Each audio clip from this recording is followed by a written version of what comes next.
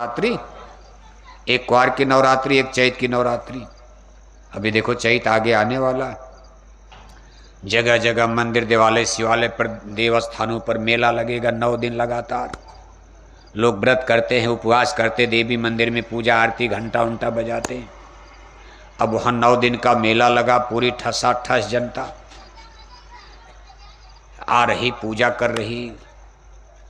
एक गांव के 25-30 आदमी जो आपस में मित्र मंडली दोस्त थे, कहा देखो भाई एक दिन हम लोग भी पूजा कर लिया जाए, नवरात्रि है। 9 दिन तो हम लोग शराब छोड़ नहीं पाएंगे, लेकिन एक दिन मेहनत कर लिया जाए, व्रत कर लिया जाए, क्योंकि नवरात्रि का महीना है चैत का। कहा कल ही चलो, पक्का है।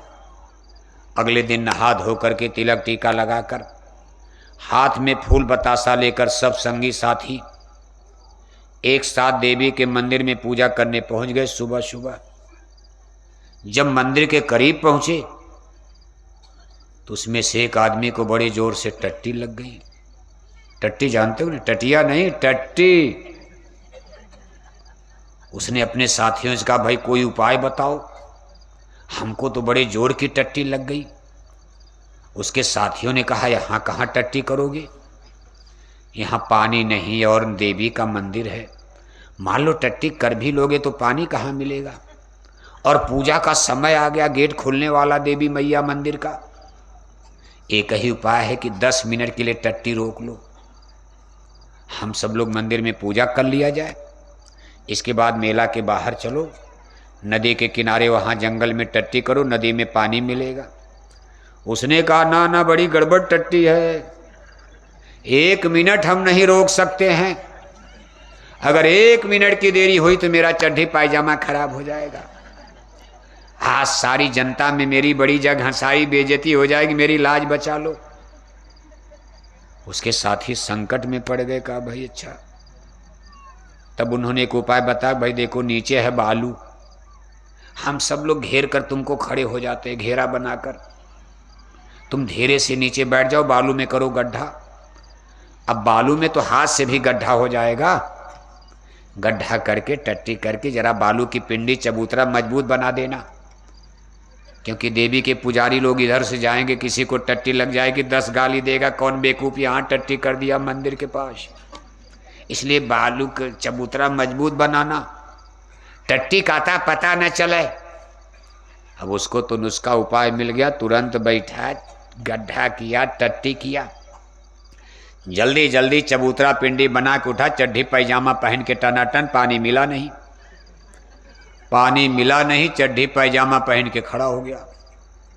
अब वो आदमी लगा सोचने कि हम तो अशुद्ध हो गए, सही है, हम कैसे पूजा करेंगे, हमारा फूल बतासा सब अशुद्ध हो गया, अब हम पूजा कल करेंगे। अपना फूल बतासा उसी बालू पर, वही तो जगह थी, चारों तरफ तो जनता, उसी चबूतरे पर रख दिया, मतलब फेंक दिया, रखा नहीं फेंका, लेकिन उसी चबूतरे पर फेंक दिया।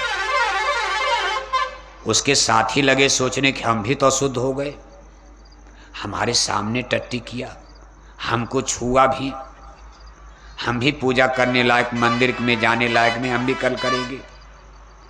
सब अपना अपना फूल बतासा उसी चबूतरे पर फेंक कर मेला के बाहर निकल गए। कहा कल पूजा किया जाएगा फिर से नहा धोकर। अब ये लोग तो चले गए, पीछे से जनता आई। अब लोग कहने लगे भाई ये कौन देवी का स्थान है, ये कौन देव स्थान है। तो एक आदमी ने कहा ना ना रे, किसी का गिर गया हो। अरे कहा इस तरह गिर जाएगा, गिरेगा, 1 गिरेगा, 2 गिरेगा, 3 गिरेगा, इतना इतना फूल बतासा कैसे गिर जाएगा, जरूर कोई देवस्थान है। तब तक एक आदमी भीड़ में से प्रकट हो गया और सुन रहा था। उसको बहुत दिन से इच्छा थी कि हम भी कहीं मंदिर के पुजारी बन जाएं, कोई देवस्थान मिल जाता तो हम भी पुजारी बनते, कुछ चंदा चुटकी, मान लो 200-400 दिन भर में चढ़ता, तब भी तो लेबर चार्ज हो जाता, कुछ खाने पीने के लिए बाल बच्चों के गुजर बसर का काम हो जाता। इस बात को सुन रहा था भाई ये देव। वो भीड़ में से प्रकट होकर आगे आ गया, लगा हाथ झाड़ने। नवरात्रि चली रही थी, जैसे लगता उसके ऊपर देवी आ गई। अब उसने तो किया झूठा नाटक, और ऐसा मारा हाथ पर जैसे लगा उसके ऊपर देवी सवारी ले लिया, चड्डी ले लिया। अरे इसी देवी मैया ने रात में हमको सपना दिया था, कि बच्चा कल मैं नदी के किनारे भोर में प्रकट हो जाऊंगी। मैंने कहा मैया आपका नाम क्या रहेगा? तो मैया ने कहा था मेरा नाम रहेगा हंगामा देवी। क्या रहेगा? हंगामा देवी। कल युग में लोग मुझको हंगामा देवी के नाम से पूजेंगे। अब सपना की बात तो लोगों ने, जनता तो, अब जनता को क्या पता, जहाँ मुक्ति बटेगी भाग कर आप जाओगे। कोई बता देगा मुसलमानों का सैयद पूजने से मुक्ति मिल जाएगी, हिंदू लोग वहां भी चले जाते हैं। कहा लेकिन एक मुर्गा लेकर के जाना, मुसलमानों के सैयद मुर्गा लेते हैं। तो हिंदू लोग तो देखो, जनता है, अब जब ज्ञान नहीं है, देश के धर्म गुरुओं ने आपको अंधेरे में छोड़ दिया है, कोई समझाने बताने वाला जनता को नहीं। अब हल्ला मच गया कि भाई वहां तो हंगामा। बात सच्ची हो गई कि अब सपना दिया है देवी मैया ने तो बात पक्की है, ये देवी के भक्त हैं। तब तक 4 आदमी बैठ गए, कीर्तन शुरू हो गया, देवी गीत, जागरण गीत शुरू हो गया। अरे कहा बात, देवी मैया प्रकट हो रही, जागरण गीत गाओ, जय मैया हंगामा देवी, जय जय हो हंगामा देवी, जगत तारिणी हंगामा देवी, भगत तारिणी हंगामा देवी, दुख विनाशक हंगामा देवी, जय मैया हंगामा देवी, जय जय हो हंगामा देवी। कीर्तन मंडली 4 आदमी बैठ गए। तब तक 2 आदमी चद्दर लेकर खड़े हो रहे। कहा दक्षिणा भी देते जाओ, कल से यहाँ देवी मैया का मंदिर बनेगा। देवी मैया बालू में कब तक अकेले रहेंगी नंगे में? यहाँ एक पुजारी रखा जाएगा, देवी मैया को भोग चढ़ाएगा, भोग लगाएगा, भोजन पानी का इंतजाम करेगा। देवी मैया भूखे प्यासे कब तक रहेंगी? गांव वालों को पाप लग जाएगा। गांव की जनता डर गई। कहा दक्षिणा दो भाई। शाम जाते जाते पुरानी मैया का मंदिर खाली हो गया। सारी जनता ने पुरानी मैया की पूजा खत्म, नई मैया की तरफ। जनता ने कहा पुरानी मैया की पूजा करते करते पुरानी मैया को फूल बतासा चढ़ाते चढ़ाते 10 बरस बीत गया। मैया ने मेरी एक भी मिन्नत मनौती पूरी। अब नई मैया की पूजा की जाए, हो सकता है यहां काम जब हो सकता है। अंदाजे में दाव खेलना है तो इसी तरह भटकना है, भटक में क्यों उम्र खोते। अब जनता देखो इधर मुड़ गई, देवी मैया का मंदिर, पुराना मंदिर, असली मंदिर खाली हो गया। शाम तक हंगामा मैया के पास फूल बतासा का टीला लग गया। शाम को उस देश का राजा अपने मंत्री के साथ उधर से गुजर रहे थे। उन्होंने कहा मंत्री, देवी का मंदिर तो आगे है, आज देवी का मंदिर खाली है, ये लोग बालू में क्या भीड़ मचाए, क्या पूजा हो रही। मंत्री ने जाकर पूछा भाई ये क्या पूजा कर रहे हो, मंदिर तो आगे है देवी मैया का।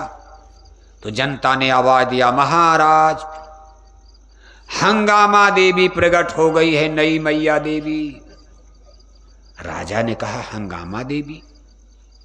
राजा ने कहा मंत्री मैं इस देश का राजा हूं, मैं कोई मूर्ख पागल बुद्धू नहीं हूं, मैं इस देश का राजा हूं, मैं सच्चाई का पता लगाऊंगा, कहीं मेरी जनता भटक तो नहीं रही है।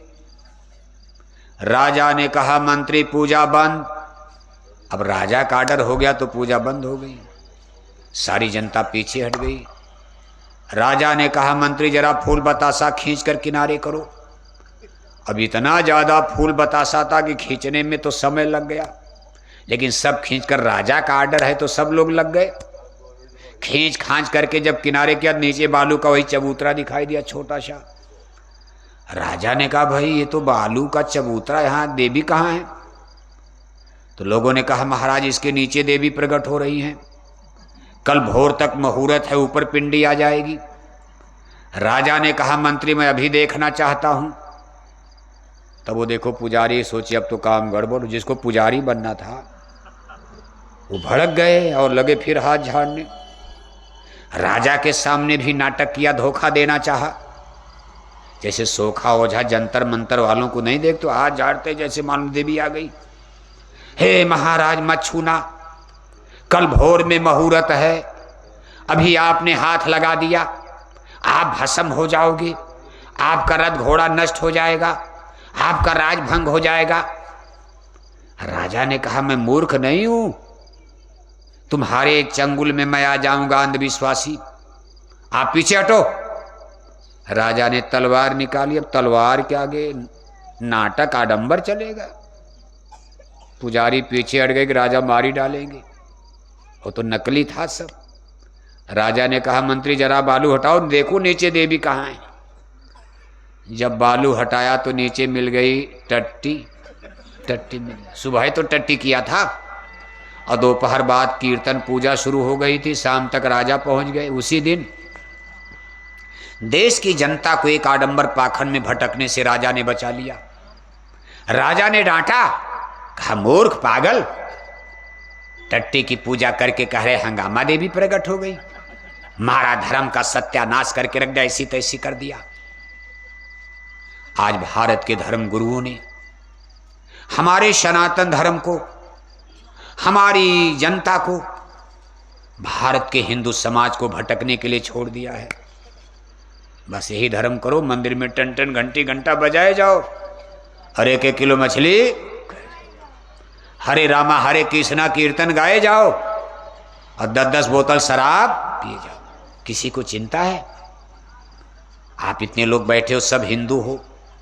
भगवान राम ने कभी मांस खाया था?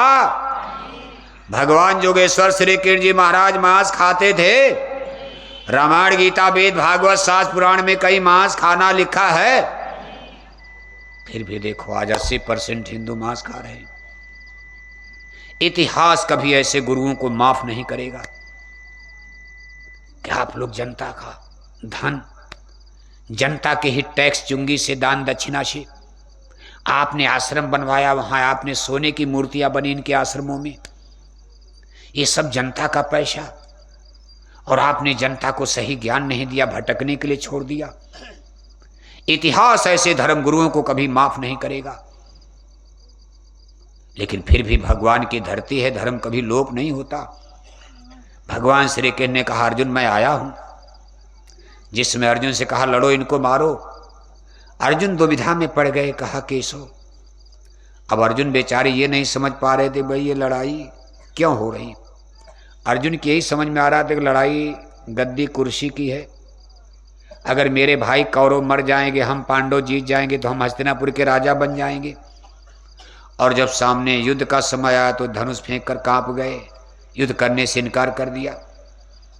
उस समय भगवान श्री कृष्ण ने कहा था अर्जुन लड़ाई गद्दी कुर्सी की नहीं है, ये धर्म रक्षार्थाय शंभवामि युगे युगे। हे अर्जुन धर्म की रक्षा के लिए मैंने धरती पर जन्म लिया। ये युद्ध ऐसा समय बिरले क्षत्रियों को नसीब होता अवसर, ये धर्म की रक्षा का काम होने जा रहा। आप लड़ो, मर भी जाओगे चिंता नहीं है, मैं तेरी आत्मा को अधोगति से बचा दूंगा, क्योंकि तुम धर्म की रक्षा में मारे जाओगे। और अगर रह जाओगे, बच जाओगे तो राज भी मिलेगा, आत्मा का भी काम लोक परलोक दोनों बनेगा। इसलिए निर्भय होकर युद्ध करो। अर्जुन नहीं समझ पाए। तब भगवान श्री कृष्ण ने कहा था कि हे अर्जुन आप हमको समझ नहीं पा रहे हो। अब अर्जुन बेचारे क्या समझेंगे बताओ आप। अब सब लोग हम लोग बैठे हैं, अब अंदर में किसी का क्या है कौन समझ सकता। भगवान श्री कृष्ण की सगी बहन सुभद्रा की अर्जुन से शादी तो रिश्तेदारी भी हो गई थी, साथ में खाना पीना आना जाना सब चलता था। लेकिन भगवान कृष्ण क्या है अर्जुन को अभी भी पता नहीं। अब देखो भगवान श्री कृष्ण अपना परिचय कराने जा रहे हैं। कहा अर्जुन मैं इस यूनिवर्स का, ब्रह्मांड का सबसे पुराना पुरुष हूं। आज मैं तुम्हारा रथ हाँक रहा हूं, रथ हाँकने के लिए मैंने तैयार हूं, लेकिन मैं इस ब्रह्मांड का सबसे पुराना पुरुष हूं।